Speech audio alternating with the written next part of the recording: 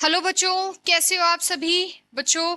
हमारी पॉलिटी की सीरीज चल रही थी। आज की क्लास में हम पॉलिटी का बेहद बहुत इंपॉर्टेंट टॉपिक डिस्कस करेंगे, जहां हम पढ़ेंगे भारतीय संविधान की विशेषताएं, एकात्मक विशेषताएं, यूनिटरी फीचर्स, ठीक है, और संघात्मक विशेषताएं, फेडरल फीचर्स क्या होते हैं। यहाँ से आजकल पेपर में सवाल बहुत ज्यादा पूछे जाने लगे हैं। साथ के साथ फीचर्स ही नहीं, फीचर्स के अलावा हमारे भारतीय संविधान की विशेषताएं और कौन कौन सी हैं, साथ में इसके लिए किन किन व्यक्तियों ने कौन कौन से शब्द यूज करे हैं, ठीक है, ये बात याद रखना। चलो, तो आज का टॉपिक रहने वाला है हमारा भारतीय संविधान की विशेषताएं।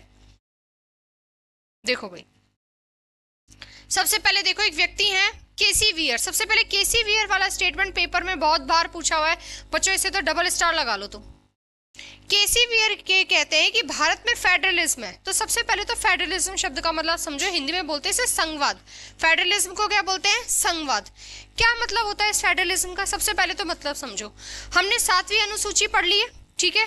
7 शेड्यूल में हम केंद्र और राज्यों के बीच में शक्तियों का बंटवारा करते हैं, ठीक है, डिवीजन करते हैं पावर्स का। हमने 3 लिस्ट बना रखी थी वहां, यूनियन लिस्ट, स्टेट लिस्ट और कॉन्करेंट लिस्ट। तो बेसिकली हमने ये क्या कर रखा है, 3 सूची बनाकर हमने काम ही तो बांट रखा है। केंद्र सरकार ये काम करेगी, राज्य सरकार ये काम करेगी। कुछ सब्जेक्ट ऐसे होंगे जिसपे केंद्र सरकार भी काम करेगी और राज्य सरकार भी काम करेगी, ठीक है। तो हमने ये शक्तियों को डिवाइड ही तो कर रखा है, शक्तियां बांटी तो रखी है।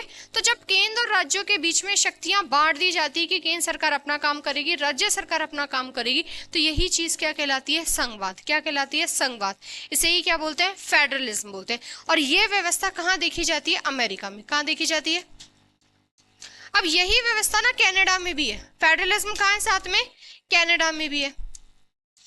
कनाडा में भी क्या है? केंद्र और राज्यों के बीच में शक्तियां बांट रखी है, लेकिन एक फर्क है, वहां अमेरिका में शक्तियां बिल्कुल बराबर बांट रखी है। केंद्र सरकार राज्य सरकार के काम में इंटरफेयर नहीं करेगी, राज्य सरकार केंद्र सरकार के काम में इंटरफेयर नहीं करेगी।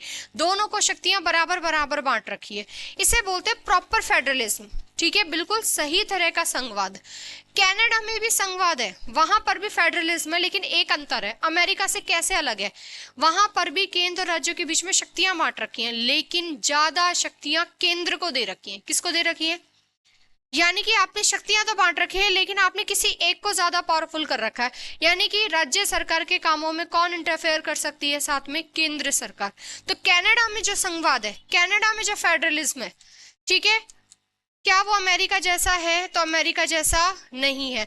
अमेरिका में शक्तियां बिल्कुल बराबर बांट रखी हैं, ठीक है, जबकि कनाडा में शक्तियां बांट तो रखी है, लेकिन ज्यादा पावरफुल किसको दे रखा है? केंद्र को। केंद्र अधिक शक्तिशाली है, केंद्र अधिक शक्तिशाली है। कैसे? इसका उदाहरण, सबसे बड़ा उदाहरण कैसे समझ में आता है हमें? राज्यों में राष्ट्रपति शासन लग रहा है, राज्य सरकार ठीक से काम नहीं कर पा रही, तो केंद्र सरकार प्रेसिडेंट रूल लगा तो रहा है। प्रेसिडेंट रूल के कौन से आर्टिकल में आता है? आर्टिकल 356 में, राष्ट्रपति शासन। तो ये केंद्र सरकार की मनमानी हो तो गई भाई। मणिपुर में अभी कुछ समय पहले राष्ट्रपति शासन हटा है, तो राज्यों में राष्ट्रपति शासन लगाना आपको, आपने ये शक्ति किसको दे रखी है? केंद्र सरकार को दे रखी है भाई। राष्ट्रपति शासन नाम से पता चल रहा है राष्ट्रपति का शासन चल रहा है वहां। वैसे राज्य सरकार में किसका शासन होता है भाई? राज्यपाल का, ठीक है। और साथ में कौन होते हैं? मुख्यमंत्री होते हैं भाई। मुख्यमंत्री वहां पर शासन करते हैं, मुख्यमंत्री सरकार चलाती है। लेकिन अब वहां पर राज्य में कंट्रोल किसका आ गया? सेंटर का आ गया। सेंटर ने अपनी तरफ से किसको भेजा? प्रेसिडेंट। और प्रेसिडेंट अपना सारा काम गवर्नर के से करवाता है, यानी कि गवर्नर जो भी काम करेगा किससे पूछ करेगा? राष्ट्रपति से। इसे ही क्या कहते हैं? राष्ट्रपति शासन, प्रेसिडेंट रूल। यानी कि किसका रूल चलेगा? प्रेसिडेंट का। हालांकि प्रेसिडेंट डायरेक्ट रूल नहीं करता है, प्रेसिडेंट सारे काम किससे करवाता है? गवर्नर से। लेकिन वैसे आमतौर पर शासन किसका चलता है? मुख्यमंत्री का। सरकार कौन चलाता है? मुख्यमंत्री। लेकिन अगर राष्ट्रपति शासन लग गया तो सरकार तो है ही नहीं, विधानसभा तो काम कर ही नहीं रही है। सारा शासन उस राज्य में क्या होगा, राज्य का बजट क्या होगा, कौन डिसाइड करेगा नहीं करेगा, वो सब सेंटर करती है। यानी कि पार्लियामेंट ही उस स्टेट का बजट डिसाइड कर रही है। और वैसे बजट कौन बनाती है? खुद अपनी स्टेट की खुद की गवर्नमेंट। इसका मतलब हमने ज्यादा शक्तियां किसको दे रखी है? केंद्र को। यानी कि हम ये बोल सकते हैं भारत में संघवाद तो है, भारत में फेडरलिज्म तो है, भारत में हमने शक्तियां तो बांट रखी है, केंद्र सरकार अपना काम करती है, राज्य सरकार अपना काम करती है, ये चीज हमने 7वीं अनुसूची में देख रखी है, 7 शेड्यूल में। लेकिन फिर भी हमारा संघवाद ज्यादा किसकी ओर झुका हुआ है? केंद्र की ओर। क्यों? क्योंकि हमने ज्यादा शक्तियां किसको दे रखी है? केंद्र को। हमारे देश में राज्य को ये शक्ति नहीं है कि वो केंद्र से अलग हो जाए। जबकि अमेरिका में क्या हुआ था? सारे राज्यों ने मिलकर एक समझौता करा और अपना एक संघ बना लिया, लेकिन वहां पर राज्यों के पास पावर है, वो कभी भी अलग हो सकते हैं सेंटर से। हमारे देश में पहले भारत बना है, भारत देश बना, उसके बाद राज्य बने। ठीक है भाई, 1956 में 1 नवंबर 1956 में जाके भारत में 14 राज्य और 6 केंद्र शासित प्रदेश बने। उसके पहले भारत पूरा एक देश था, भारत में 4 तरह के राज्य बटे हुए थे, लेकिन किसी भी राज्य को यह शक्ति नहीं थी कि वो केंद्र से अलग हो जाए। भाई भारत का जब एकीकरण किया गया तो पूरा भारत एक देश बना है पहले, ठीक है, उसके बाद राज्य बने। तो भारत में ये पावर है ही नहीं कि कोई भी राज्य क्या हो जाए, केंद्र सरकार से अलग होकर अपनी मनमानी करे और अपना काम करे। ठीक है, जबकि यूएसए में, अमेरिका में जो संघवाद है, वहां पर राज्यों को ये शक्ति है कि वो केंद्र से अलग हो सकते हैं। अगर हम अमेरिका जैसा संघवाद लेते तो हम भारत को कितनी बारी एक कर रहे होते, कभी नॉर्थ ईस्ट वाले अलग हो रहे थे, कभी साउथ वाले अलग हो रहे थे। लेकिन आज राज्य में अलग अलग अपनी मर्जी की सरकार बना सकते हैं, लेकिन किसी भी राज्य को ये शक्ति नहीं कि कल को अंडमान निकोबार बोले कि आज से मैं अपने आप को स्वतंत्र घोषित करता हूं, मैं भारत का हिस्सा नहीं हूं। मणिपुर बोले मैं भारत का हिस्सा नहीं हूं। केरला, तमिलनाडु बोले हम भारत का हिस्सा नहीं है। भाषा के आधार पर, किसी भी आधार पर जितना लड़ना लड़ो, लेकिन हमेशा किसका हिस्सा रहोगे? भारत का। क्यों? क्योंकि हमने ज्यादा शक्तियां किसको दे रखी? केंद्र को। इसी संघवाद को हम कौन सा वाला संघवाद बोलेंगे? कनाडा वाला। तो वास्तव में जब हमने सोर्सेज वाला टॉपिक पढ़ा था, वहां मैंने आपको कनाडा में बताया था कि भारत यूनियन ऑफ स्टेट है। क्या है? भारत यूनियन ऑफ स्टेट है। तो वो यूनियन ऑफ स्टेट हमने कहां से ले रखा है? कनाडा से। क्यों? क्योंकि भारत राज्यों का संघ है। अमेरिका फेडरल ऑफ स्टेट है। क्या है? Federal of state. जबकि भारत क्या है? Union of state. क्यों? क्योंकि कनाडा में भी क्या है? वैसा ही सिस्टम है जैसा भारत में। क्योंकि भारत ने जो फेडरलिज्म संघवाद ले रखा है वो यूएसए से नहीं ले रखा है, बल्कि कहां से ले रखा है? कनाडा। क्यों? क्योंकि हमने हमारे देश में ज्यादा शक्तिशाली किसको कर रखा? केंद्र को। तो हम बोल सकते हैं कि हमारे देश में केंद्र की ओर झुकी हुई सरकार है। ये स्टेटमेंट ठीक है। हम ये बोल सकते हैं कि हमारा जो फेडरलिज्म है वो सेंटर की तरफ झुका हुआ है, हमारा जो संघवाद है वो केंद्र की ओर झुका हुआ है। तो ये बात बिल्कुल क्लियर है, समझ में आई? तो भारत क्या है बताओ? यूनियन ऑफ स्टेट है। क्या है? Union of state. ये सवाल कई बार पूछा हुआ है, ठीक है। हिंदी मीडियम वाले भी इसको हिंदी में ही ऐसे याद रखोगे, यूनियन ऑफ स्टेट, ठीक है। फेडरल ऑफ स्टेट नहीं है। और ये यूनियन ऑफ स्टेट भारत ने कहां से ले रखा है बताओ? कनाडा से, ठीक है। हमने जो फेडरलिज्म ले रखा है वो अमेरिका से ले रखा है कि कनाडा से ले रखा है? कनाडा से, ठीक है। इसीलिए जो केसी वियर है ना, वो ये कहते हैं कि भारत का जो फेडरलिज्म है, बोला वो क्वासी फेडरल है, अर्ध संघात्मक है। अर्ध क्यों? बोला उन्होंने अमेरिका जैसा फेडरलिज्म तो ले रखा है, लेकिन सारी चीजें अमेरिका जैसी नहीं है। उन्होंने कहां से उठा रखा है फेडरलिज्म? कनाडा से। इसीलिए कनाडा में जब हमने सोर्सेस पढ़ा था, हमने 3 चीजें पढ़ी थी। फेडरलिज्म कहां से ले रखा है? कनाडा से। फेडरलिज्म के ब्रैकेट में हमने क्वासी फेडरल पढ़ा था। तो वास्तव में ये जो क्वासी फेडरल सिस्टम है, अर्ध संघात्मक का मतलब क्या है? संघात्मक जैसा तो है, लेकिन पूरा संघात्मक। और पूरा क्यों नहीं? रीजन समझ में आ गया। अमेरिका में राज्यों को ये शक्ति है, वो कभी भी केंद्र से अलग हो सकते हैं। उनके राज्यों ने समझौता करके एक देश बनाया है, जबकि भारत पहले पूरा एक देश है, उसके बाद 28 राज्य है। भाई 1956 में 1 नवंबर 1956 को 14 राज्य बन रहे हैं, लेकिन वर्तमान में कितने राज्य? 28। तो वो 14 से 28 बने हैं ना, कल को वो 28 घट के 26 भी हो सकते हैं और वो 28 के 30 भी हो सकते हैं। भाई जम्मू कश्मीर को तोड़कर हमने जम्मू कश्मीर और लद्दाख 2 नई यूटी बना दी। तो ये शक्ति संसद के पास ही तो थी, केंद्र के पास ही तो थी। केंद्र सरकार ऐसा कर सकती है, ठीक है। तो हमने ज्यादा शक्तियां किसको दे रखी है? केंद्र को। तो हमारे देश में संघवाद तो है, लेकिन अमेरिका वाला है कि कनाडा वाला है? कनाडा वाला। हमने शक्तियां तो बांट रखी हैं, लेकिन ज्यादा शक्ति किसको दे रखी है? केंद्र को। इसीलिए हमारा संघवाद किसकी ओर झुका हुआ है? केंद्र की ओर झुका हुआ है। इसीलिए केसी वियर कहते हैं कि भारत में फेडरलिज्म तो है, लेकिन अगर अंदर झांक के देखोगे तो अमेरिका जैसा नहीं है। किसका जैसा है? कनाडा। इसीलिए उन्होंने एक टर्म यूज करी जो पेपर में सबसे ज्यादा पूछी जाती है, क्वासी फेडरलिज्म। तो बताओ भारत में कैसा वाला फेडरलिज्म है? क्वासी। भारत में फेडरलिज्म है, बिल्कुल सही बात है। सारी शक्ति हमने केंद्र को तो नहीं दे रखी ना। भाई पूछे कि भारत में एकात्मक सरकार है, यूनिटरी गवर्नमेंट है? नहीं है। सारी शक्ति हमने केंद्र को नहीं दे रखी है। हमने केंद्र को, राज्य सरकार दोनों को शक्तियां दे रखी है। राज्य में किसकी गवर्नमेंट बनेगी ये सेंट्रल गवर्नमेंट डिसाइड नहीं करेगी, वरना मोदी जी जाएंगे तो सारे 28 राज्यों में किसकी सरकार होगी? बीजेपी की। ऐसा नहीं है। हर राज्य में उसकी जनता अपनी सरकार चुनती है, ऐसा ही होता है। तो हमने क्या कर रखा है? शक्तियां बांट रखी है, लेकिन फिर भी ज्यादा किसको दे रखी है? केंद्र को। अगर देश में इमरजेंसी लग गई तो राज्य सरकार अपने हिसाब से काम नहीं करेगी, फिर केंद्र सरकार जैसे निर्देश देगी वैसे ही काम करेगी। इसका मतलब हमने राज्य सरकार में भले ही सरकार बना रखी है, लेकिन फिर भी हमें किसकी सुननी पड़ेगी? केंद्र सरकार की, ठीक है। तो अब क्लियर हो गया संघवाद क्या होता है, शक्तियां बांटना। ये संघवाद, जो संघवाद वाली चीजें, ये उठी कहाँ से, अमेरिका से। लेकिन हमने हमारा जो संघवाद है, फेडरलिज्म है, वो कहाँ से ले रखा है, कनाडा से। क्यों? क्योंकि कनाडा में ज्यादा पावरफुल किसको बना रखा है, यूनियन को। वहां पर केंद्र ज्यादा शक्तिशाली है, इसीलिए भारत में भी शक्तियां तो बटी हुई हैं, लेकिन किसको ज्यादा दे रखी है, केंद्र को। भारत यूनियन ऑफ स्टेट है। क्या है भारत? Union of state. और ये यूनियन ऑफ स्टेट हमने बच्चों कहाँ से ले रखा है, कनाडा से। भारत में फेडरलिज्म है, बिल्कुल है। भाई बोले कि भारत में फेडरलिज्म है, तो बिल्कुल है फेडरलिज्म, ठीक है। लेकिन कैसा वाला है, पूरी तरह अमेरिका जैसा है? नहीं। कैसा है, क्वासी फेडरल। तो ये शब्द बहुत बार पूछा हुआ है कि क्वासी फेडरल भारत को किसने कहा है, तो बताओ किसने कहा है, केसी वियर ने कहा है। किसने कहा है, केसी वियर ने। तो ये स्टेटमेंट रट लेना। और एक क्वासी फेडरल का मतलब क्या होता है, ये पूरा मैं आपको डिटेल में समझा चुकी। भारत फेडरल ऑफ स्टेट है कि यूनियन ऑफ स्टेट है? यूनियन ऑफ स्टेट है। फेडरल ऑफ स्टेट अमेरिका में चलता है, जबकि यूनियन ऑफ स्टेट कहाँ चलता है, कनाडा में। और हमने यूनियन ऑफ स्टेट कहाँ से ले रखा है, कनाडा से ले रखा है। हमारे देश में किसी भी राज्य सरकार को यह अधिकार नहीं है कि वो केंद्र से अलग हो जाए। भले ही 28 राज्य हैं, 6 यूटी है, लेकिन किसी भी राज्य या केंद्र शासित प्रदेश को ये कभी अधिकार नहीं है कि वो भारत से अलग होकर अपने आप को स्वतंत्र घोषित कर दे, जबकि अमेरिका में ऐसा हो सकता है। तो अमेरिका वास्तव में जो एक देश है, वो एक एग्रीमेंट है, एक समझौते का परिणाम है, जबकि भारत में इस तरह का कोई समझौता नहीं हुआ है। भारत पहले पूरा एक देश बना है, उसके हिसाब से फिर केंद्र सरकार ने क्या बनाए हैं, राज्य बनाए हैं, ठीक है। तो ये क्लियर हो गया। अब इसी के साथ एक और व्यक्ति का नाम आता है जी ऑस्टिन, ब्रॉनविले ऑस्टिन। ये भी सेम बात कह रहे हैं। ये कह रहे हैं कि इंडिया में जो फेडरलिज्म है वो कोऑपरेटिव फेडरलिज्म है। कैसा है? अब क्वासी तो बोल नहीं सकते, सेम हो गए, तो अपनी बात रखने के लिए इन्होंने एक और नया शब्द यूज कर दिया, कोऑपरेटिव फेडरलिज्म। कोऑपरेटिव फेडरलिज्म का मतलब क्या होता है, देखो इसको ना हिंदी में सहकारी संघवाद याद कर लेना। क्या याद रखोगे?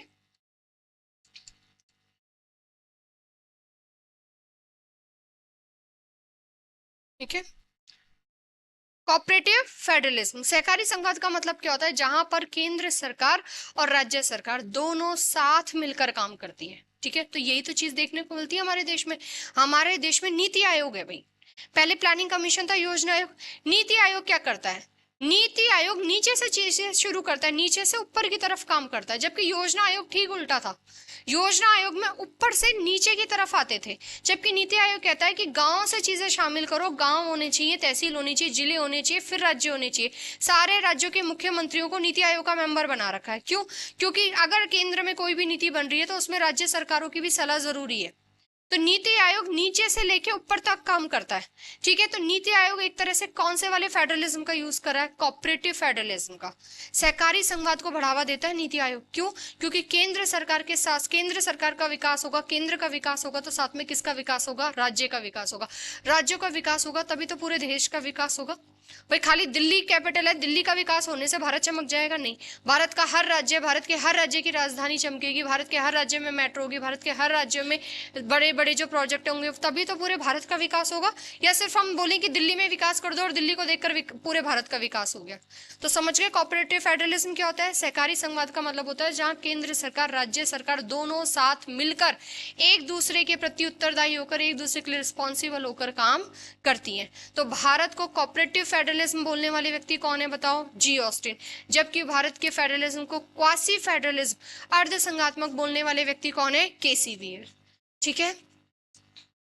इसीलिए इन दोनों को मिक्स करके एक लाइन आती है कि भारतीय संघवाद एकात्मक आधारित संघीय प्रणाली है, यानी कि यूनिटरी बेस फेडरल सिस्टम है।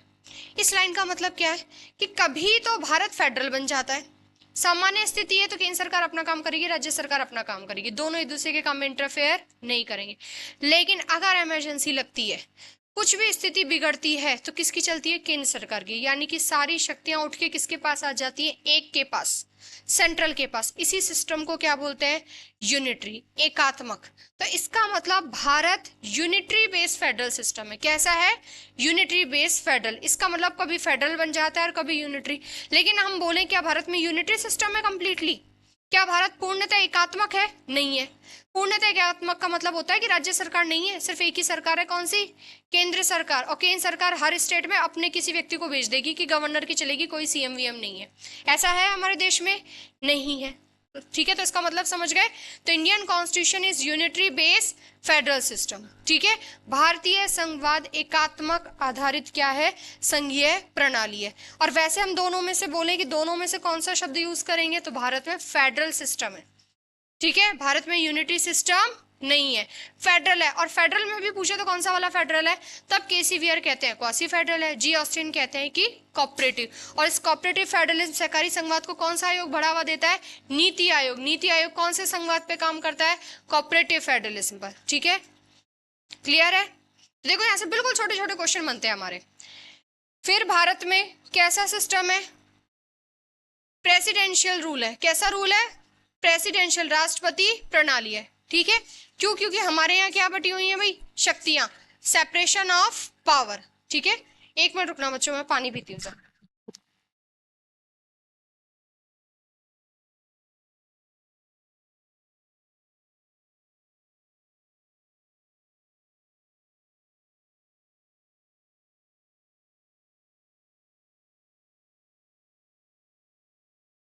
देर में खत्म भी हो जाएगा मेरा टॉपिक, छोटा सा टॉपिक है ये बस।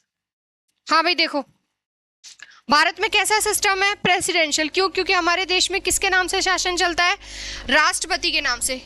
प्रेसिडेंशियल सिस्टम का सीधा मतलब क्या याद रखोगे, सेपरेशन ऑफ पावर्स। हमने क्या कर रखी है, शक्तियां बांट रखी है। फिर भारत में कैसा सिस्टम चलता है, पार्लियामेंट्री सिस्टम, संसदीय प्रणाली। इसका मतलब क्या है, कार्यपालिका और विधायिका के बीच में क्या है, घनिष्ठ संबंध है, यानी कि close relationship between executive and legislature. ठीक है, एग्जीक्यूटिव और लेजिस्लेचर दोनों एक दूसरे के प्रति उत्तरदायी होकर एक साथ मिलजुल कर काम करती हैं। इसी सिस्टम को क्या बोलते हैं, पार्लियामेंट्री सिस्टम। तो भारत में कैसा सिस्टम है, पार्लियामेंट्री। सीधे सीधे शब्द याद रखना। ठीक है, उसके बाद भारत में फेडरल सिस्टम है, बिल्कुल है। डिवीजन ऑफ पावर्स है भाई, किस किस के बीच में, सेंटर और स्टेट। लेकिन क्या भारत में यूनिटरी सिस्टम है, नहीं है, हमेशा पावर एक के हाथ में नहीं है। ठीक है, तो यूनिटरी सिस्टम का मतलब क्या होता है भाई, कंसंट्रेशन ऑफ पावर, यानी कि सारी शक्तियां किसी एक ही व्यक्ति के हाथ में है। लेकिन ऐसा नहीं है, हमने शक्तियां बांट रखी है, लेकिन बताओ किसको ज्यादा पावरफुल बना रखा है, सेंटर को। Centre is more powerful than state, centre के पास ज्यादा शक्तियां हैं। स्टेट गवर्नमेंट कब क्या करेगी, ये कौन डिसाइड करती है, सेंटर गवर्नमेंट। ठीक है, फिर देखो भारत की प्रकृति कैसी है भाई, सीधा सीधा पूछे कि इंडियन कॉन्स्टिट्यूशन का नेचर कैसा है, तो बताओ फेडरलिज्म है। ठीक है, क्यों, क्योंकि भारत का जो संविधान है वो अर्ध संघीय क्वासी फेडरल है, ना तो वो पूरी तरह से फेडरल है और ना ही वो पूरी तरह से यूनिटरी है, दोनों का क्या है, कॉम्बो है। ठीक है, फेडरल भी है और यूनिटरी, इसीलिए हम बोलते हैं कि भारतीय संघवाद यूनिटरी बेस फेडरल सिस्टम है, एकात्मक आधारित संघात्मक व्यवस्था। ठीक है, तो ये हमारे भारतीय संविधान की क्या है भाई, प्रकृति है। कैसा नेचर है, फेडरलिज्म। देखो, लेकिन ओरिजिनली पूछा जाए कि बाहर से देखने पे कैसा लगता है, तो भाई बाहर से देखने पे कैसा लगता है, फेडरल लगता है। ठीक है, लेकिन ज्यादा पावर किसको दे रखी है, सेंट्रल को। ठीक है, ये बात याद रखना। ठीक है, तो ये सीधे सीधे मीनिंग लिखे हुए हैं कि फेडरल का मतलब क्या होता है और यूनिटरी का मतलब क्या होता है। अब सबसे मेन जहां से सीधे सीधे सवाल आते हैं पेपर में, तो हमें दो फीचर्स पढ़ने हैं, संघात्मक लक्षण कौन से होते हैं और एकात्मक कौन से होते हैं, एकात्मक विशेषताएं और संघात्मक विशेषताएं। तो देखो भाई सीधा सीधे से याद करना, भारत में फेडरल सिस्टम है, बिल्कुल है। कौन कौन से फीचर्स डिसाइड करते हैं, तो ऑप्शन में 4 आएंगे, 4 में से कोई एक वो यूनिटरी डाल देगा।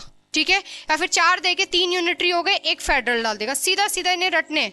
ठीक है, तो देखो इधर भारत में कैसे फीचर्स हैं भाई, फेडरल फीचर्स। कौन कौन से फीचर्स हैं जो बताते हैं कि भारत में फेडरल सिस्टम है, रिटर्न कॉन्स्टिट्यूशन। कैसा कॉन्स्टिट्यूशन, और पूरे विश्व में सबसे पहला लिखित संविधान किसका है, यूएसए का है। उसके बाद फिर भारत भी अपना रिटर्न कॉन्स्टिट्यूशन बनाता है। तो अमेरिका में क्या चलता है, फेडरल सिस्टम ही तो चलता है। ठीक है, तो return constitution, supremacy of constitution, ये भी किसको दिखाता है भाई, किसकी चल रही है, कॉन्स्टिट्यूशन की। तो ये भी किसको दिखा रहा है, सुपरमेसी ऑफ कॉन्स्टिट्यूशन भी कैसा है, फेडरल। ठीक है, इंडिपेंडेंट जुडिशरी, स्वतंत्र न्यायपालिका, ये भी कैसा फीचर है, फेडरल फीचर। ठीक है, तो सीधे सीधे याद करना है यहाँ से। Separate government at the centre and the state, केंद्र में अलग सरकार है और राज्य में अलग सरकार है, शक्तियां बटी हुई हैं, तो ये भी कैसा फीचर है, फेडरल फीचर। ठीक है, clear division of powers between and centre and state, बिल्कुल बराबर शक्तियां भाई, क्लियर शक्तियां बांट रखी है, यूनियन लिस्ट बना रखी है, स्टेट लिस्ट बना रखी है। ठीक है, उसके बाद जुडिशियल रिव्यू हो सकता है हमारे देश में, न्यायिक पुनरावलोकन सुप्रीम कोर्ट भी कर सकती है और हाई कोर्ट भी कर सकती है, तो ये फीचर भी कैसा है, फेडरल फीचर। अपर हाउस हमने लोकसभा के साथ साथ हमारे संसद में क्या बना रखी है, राज्यसभा बना रखी है, ठीक है। तो डुअल एग्जीक्यूटिव है यहाँ पे, डुअल लेजिस्लेचर, दो विधायिका काम कर रही है। विधायिका कैसे, लोकसभा के साथ साथ कौन काम कर रही है, राज्यसभा, ठीक है। उसके बाद रिजिड कॉन्स्टिट्यूशन, कठोर संविधान है, तो बिल्कुल है। कैसे पता चलता है, कभी कभी तो कोई संशोधन सिंपल मेजॉरिटी से हो जाता है और कभी कभी हमें आर्टिकल 368 का यूज करना पड़ता है कॉन्स्टिट्यूशन में अमेंडमेंट करने के लिए, और आर्टिकल 368 का प्रोसेस बहुत टफ है। इसलिए हम बोलते हैं कि भारत का जो संविधान है वो कैसा है, कठोर संविधान है। लेकिन क्या पूरी तरह से कठोर है, नहीं, कभी कभी सारे काम किससे हो जाते हैं, सिंपल मेजॉरिटी से, ठीक है। तो रिजिड भी है और फ्लेक्सिबल भी है, ठीक है। लेकिन रिजिड वाला जो कॉन्स्टिट्यूशन है ये कैसा फीचर है, फेडरल। तो फेडरल में बताओ कौन कौन सा याद रखोगे, पॉइंट बोलो, return constitution, supremacy of the constitution, independent judiciary, separate government at centre and the state, clear division of power between centre and state, judicial review, upper house, Rajya Sabha. भाई खाली लोकसभा से भी तो काम चल सकता था, लेकिन नहीं, बाई कैमरा सिस्टम अपना रखा हमने, द्विसदनीय व्यवस्था बना रखी, लोकसभा और राज्यसभा, और रिजिड कॉन्स्टिट्यूशन। तो ये सारे फीचर्स किसके हैं, फेडरल। पेपर में सीधे सीधे पूछेगा और इसमें से बाहर ऑप्शन नहीं जाएंगे। उसके बाद आता है यूनिटरी फीचर। यूनिटरी फीचर पहचानने का क्या तरीका है, समझो, जहां कहीं भी तुम्हें एक चीज दिख जाए कि ये भारत में एक के पास ही है, वो कैसा फीचर है, यूनिटरी। देखो भाई, सिंगल सिटीजनशिप है, तुम भले ही अंडमान निकोबार में रहो, चाहे लक्षद्वीप में रहो, चाहे तुम मणिपुर में रहो, क्या कहलाओगे, भारत के नागरिक। तो जिस भी फीचर को देख के तुम्हें नजर आए कि ये भारत में एक ही है, ठीक है, एक ही है, दो के पास नहीं है, इसका मतलब वो फीचर कैसा होगा, यूनिटरी, ठीक है। तो इसको रटना नहीं पड़ेगा। उसके बाद देखो, appointment of governor bye centre, सारे राज्यपालों की नियुक्ति कौन करता है, सेंटर ही करती है, यानी कि सिर्फ और सिर्फ एक के पास पावर है। तो ये भी कैसा फीचर हुआ, यूनिटरी। जहां कहीं भी तुम्हें एक नजर आ जाए, एक के पास शक्ति नजर आ जाए या कोई चीज एक नजर आए, वो कैसा फीचर है, unitary. President rule in the state, state में किसका शासन, राष्ट्रपति का शासन। तो ये पावर भी किसके पास है, सिर्फ और सिर्फ सेंटर के पास, स्टेट के पास है नहीं है। तो ये भी कैसा फीचर हुआ, unitary feature. Integrated judicial system है, हाई कोर्ट, ठीक है, सबऑर्डिनेट कोर्ट, फिर उसके ऊपर हाई कोर्ट और सुप्रीम कोर्ट, ये तीनों एक दूसरे से जुड़े हुए, ठीक है। ऐसा नहीं है कि स्टेट गवर्नमेंट अपने हिसाब से हाई कोर्ट को चलाएगी, नहीं, हाई कोर्ट किसके हिसाब से रूल करेगा, सुप्रीम कोर्ट के हिसाब से। तो ये कैसा सिस्टम है, इंटीग्रेटेड जुडिशियल सिस्टम, एकीकृत न्याय व्यवस्था, एक ही तरह से सारी चीजें चल रही है। तो ये भी कैसा लक्षण हुआ, यूनिटरी वाला, ठीक है।